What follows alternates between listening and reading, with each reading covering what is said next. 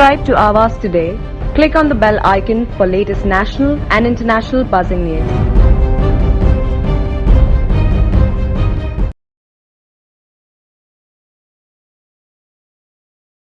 पनवेलमध्ये वडावले तलावामध्ये पनवेलकरांना विविध जातीच्या पक्ष्याचे दर्शन हे झाले आहेत. हिवाळ्याच्या गुलाबी थंडीमध्ये या पक्ष्यांनी वडावले तलावाचे रूपच पालटून टाकले आहे. पाण वनस्पतीमुळे पक्ष्यांना अभय मिळत असल्या कारणाने विविध जातीचे पक्षी या वडावले तलावात आले आहेत. यामध्ये धोबी, बुलबुल, मैना, खंड्या, पानकावळे, पानमोर इत्यादी पक्षी या ठिकाणी येत असून तलावातील मासे कीटक खाऊन आपले पोट भरतायत.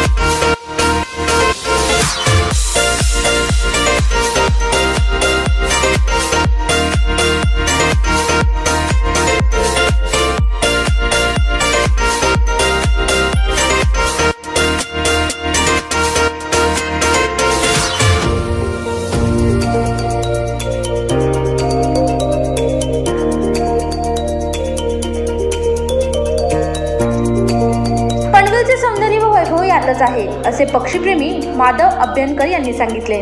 वडाळे तलाव हा पहिल्यापासून पक्ष्यांचं नंदनवन राहिलं आहे. पूर्वी याच्या दोन्ही तिन्ही बाजूला थोडंसं जंगल झुडपासारखं होतं, त्याच्यामुळे इकडच्या कोपऱ्यात बऱ्यापैकी पक्षी यायचे. आम्ही अक्षरशः काट्याकुट्यातून यायचो, पण त्यावेळेला ही त्यांची सेफ जागा होती, ते इथे यायचे. आता चारी बाजूने आपण फिरू शकतो. एक गोष्ट चांगली आहे की आता पक्षी घाबरत नाहीत. त्यांना थोडासा आता धीर आलेला आहे की हे लोक फक्त बघतात, त्रास देत नाही. या तलावावर खंड्या म्हणा, पाणकावळे म्हणा, जकाना म्हणजे ब्रॉन्झ विंग जकाना यासारखे पक्षी नेहमी दिसतात. त्याच्यापैकी ज्याला पाणमोर म्हणतात, पिजन टेल जकाना, मस्त लांब आकडबाज शेपटी असते, पांढऱ्या आणि पिवळसर केशरी असा मानेवर छप्पा असतो. तो इतका सुंदर दिसायचा. एक काही वर्षापूर्वी मी त्याचे अगदी ब्रीडिंगचे पण शूट घेतलेले आहेत. त्यावेळेला या तळ्यामध्ये एक झोपडं होतं आणि त्यांची एक होडी होती. त्या होडीतून फिरून मी इथे निरीक्षण केलेलं आहे.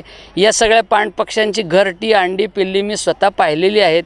पण यावर्षीसुद्धा पाणी भरपूर आहे आणि अजून तरी व्हेजिटेशन आहे, म्हणजे वनस्पती आहेत.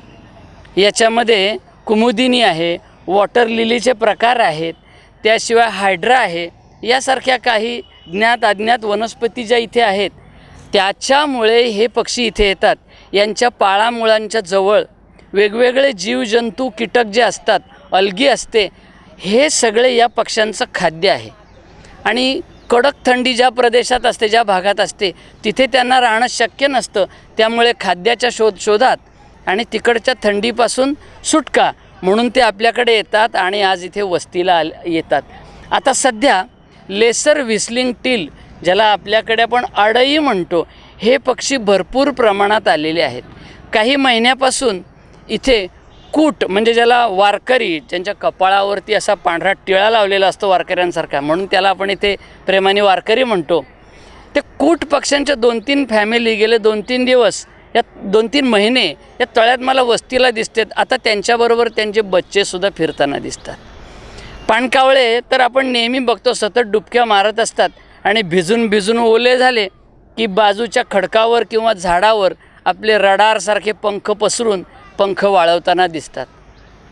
छोटे छोटे दापचिक, ज्याला टिबुकली म्हणतात, त्यांच्या डुब्या तर आपण नेहमीच पाहतो. तर ह्या जकाना किंवा हे पक्षी जे आहेत, हे या व्हेजिटेशनमुळे, या वनस्पतीमुळे इथे आहेत.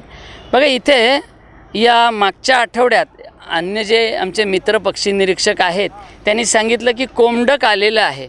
आणि त्यांनी सांगितलं म्हणजे ते असणार, पण मला अजून दिसलेलं नाही आहे. पण गेले काही दिवसापासून स्पॉटबिल, एक 8-10 स्पॉटबिल पक्षी, म्हणजे ज्यांच्या शेपटीच्या पुढच्या टोकावर पिवळा स्पॉट असतो, ते इथे दिसतात. आणि संध्याकाळी मस्त खांद्यामध्ये मान खुपसून झोपलेले असतात आणि तरंगत वाऱ्याने इकडे जाताना दिसतात. गेले 2-3 दिवस इथे ओपन बिल स्टॉर्क या प्रकारचे 1-2च पक्षी मला दिसले. इथे खडकावर बसलेत, ज्या झाडाच्या वरती जाऊन बसलेत, ओपन बिल स्टॉर्क दिसतात. आणि 2 दिवसापूर्वी खाटीक, म्हणजे श्राईक म्हणतात त्याला, असा रुफस कलरचा असतो, जे छोटे छोटे पाल, सरडा, बेडूक यासारखे कीटक म्हणू किंवा छोटे जीव म्हणू, त्यांना खाऊन आपली गुजराण करतो. तो खाटीक त्या दिवशी झाडावर बसलेला बघितला. आणि या ठिकाणी कधी आपल्याला हे दिसतात लंबूटांगे.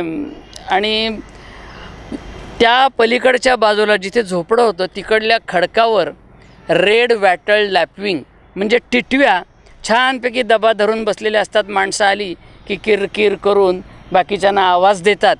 तर अशा प्रकारे हे पक्षी इथे छान आहेत आणि हे असेच राहावेत, यासाठी या तळ्यातल्या वनस्पतींचं संरक्षण झालं पाहिजे.